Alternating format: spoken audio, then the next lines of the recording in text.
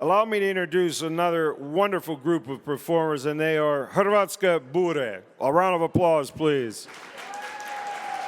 Hrvatske Bure is an adult tamburica group founded in 2003, and they're comprised primarily of first-generation American Croats who have graduated from the American Croatian Silver Strings Tamburica Orchestra, and they wanted to continue to sing and play our beautiful Croatian music. You normally can see and hear them at local community events, as well as some national Croatian festivals. They always welcome talented singers and musicians interested in performing the songs and instrumentals of Croatia that would want to join their group. Please join with me now in welcoming once again Hrvatske Bure.